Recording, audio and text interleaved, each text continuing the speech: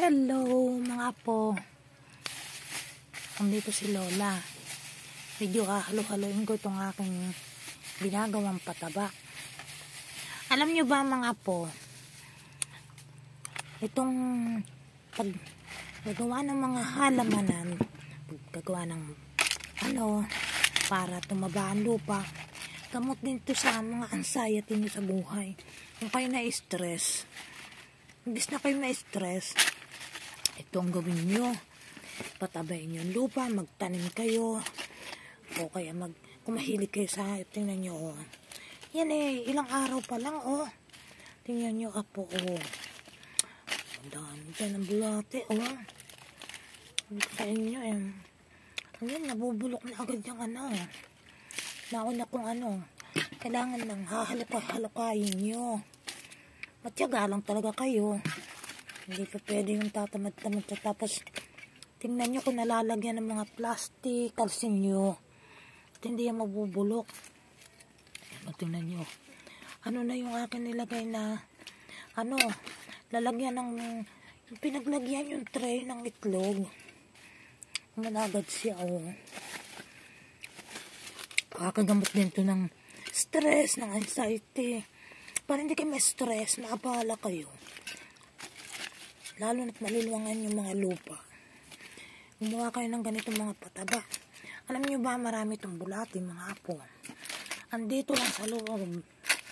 Sila ang kakain yan, kaya ito mabilis mabulok. Sila ang kakain. Si Lola nga, hindi ko na hinahati. Sa iba yan, masipag. Bugutay-gutayin. Ito naman yung saging, hindi naman nakakain kasi sobrang payat. Pero ito masarap lupakin hindi na namin nakain mga apo. Kasi kaya gagawin ko na lang pataba. Ayan, oh. Pwede itong tabunan na po ng mga tuyong dahon. O kayo ito. Itong papel na ganito. Gutayin nyo yan. Wala kasi akong paghawak. Gutayin nyo. Gutayin nyo sa ibabaw. Durug-durugin. Pinagbalutan namin yan ng tinapay. Hindi ko nang tinatapon sa basurahan. Dito lang. Ang bilis mabulok. Itong darampan to. Ang dami na nitong pataba. Gagawa. Tingnan naman yung resulta, oh. Ang ganda ng tubo ng aking ampalaya. Yan na ang pataba, hindi synthetic. Yan ay kabawasan ng mga anxiety nyo sa buhay. Para hindi kayo malungkot kung kayo may mga problema. Dito nyo ibunton sa pagtatanim.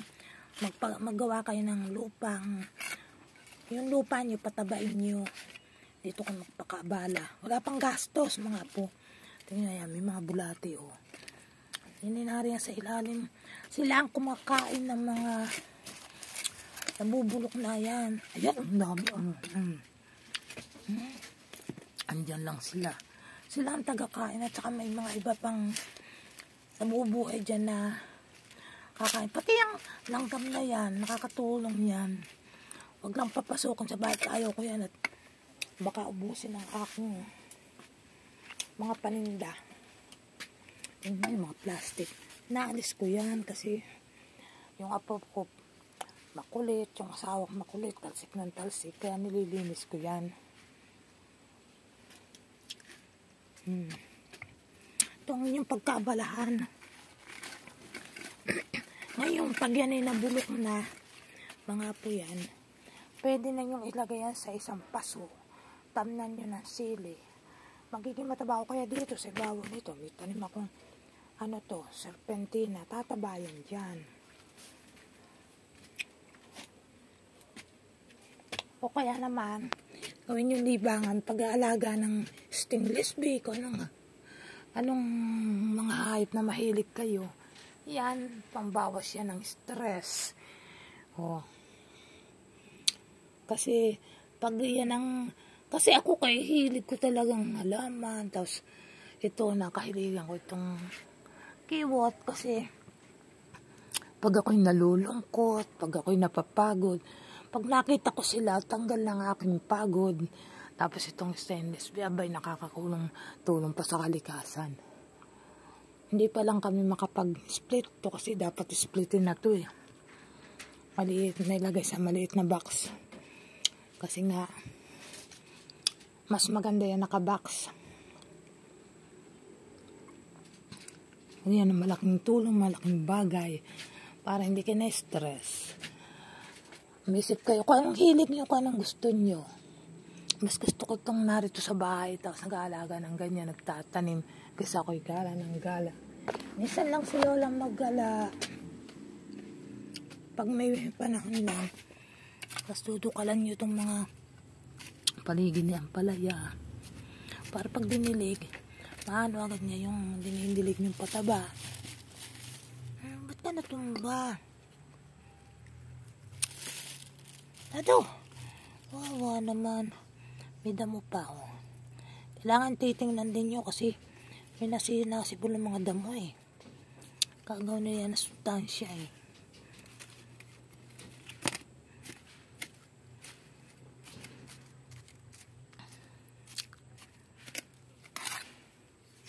Tingnan nyo, balat ng itlog.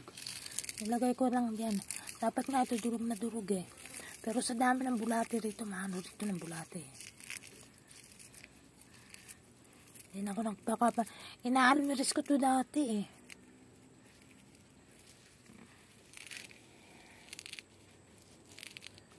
Huwag nyo tapon sa basurahan yung mga balat ng itlog na yan. Kasi yan, ano to ng halaman.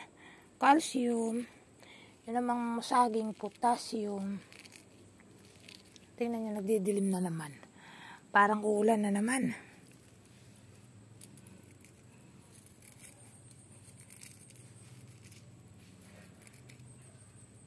Natubong ito. Yata ano eh. Yung ano.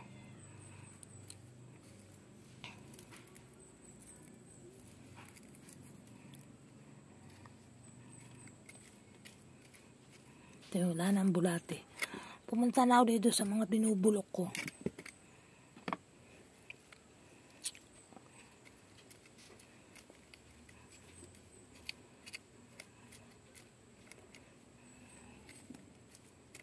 Ayun. Pag ganito ba naman, kayo magtatanim, may makakakuha kayo ng mga ganito, oh. Sa mahal ng ampalaya, ay gaganahan ka talaga magtanim. Pwede na to po, oh. Pwede na to. Kaya lang, nagulay ka ng bangus, kaya hindi muna.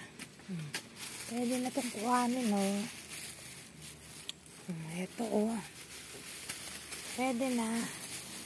Kaya lang ito, malaki pa lalaki, kaya wag muna. Hindi ko muna kukunin ito. Ilan na to? 1, 2, 3. Pero ang dami ko ng panggulay mga po. Salit lang ng aking taniman. Kasi ito ang isa. Ayan. Maliit lang ang taniman ni Lola pero tiyaga-tiyaga lang.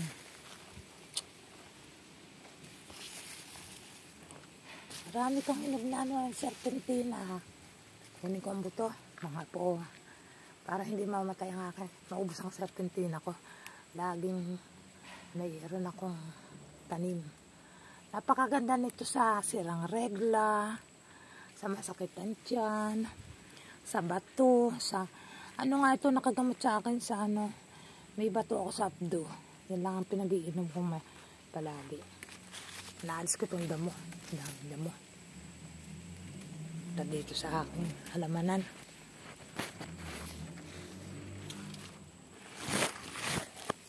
Punla natin dito. Yan dyan. Para may sumubil dyan. Tingnan nyo ang mga dahon ko. Yan ko tinatamba ko. Pag nabulok yan, pataba sa lupa. Tataba ang lupa. Hindi ko sinusunog. Hindi ko tinatapong saan-saan. Dito lang sa aming bakuran. Para gumanda ang mga halaman ko. Tumaba ang lupa. Kasi yan nakakapagpataba sa lupa. Natural lang. Hindi pwedeng magka-cancer, malayo ka sa cancer kasi natural lang ang pataba mong ginagamit. Yun lang mga po. Bunutin na natin to.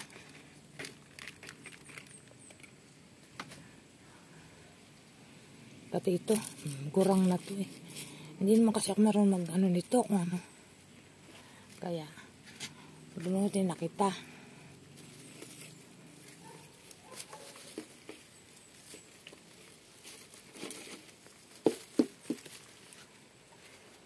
Diyan ka na.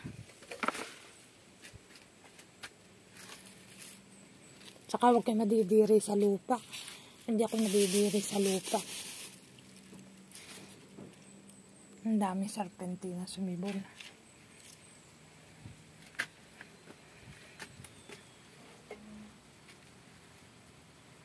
Serpentina yata yun.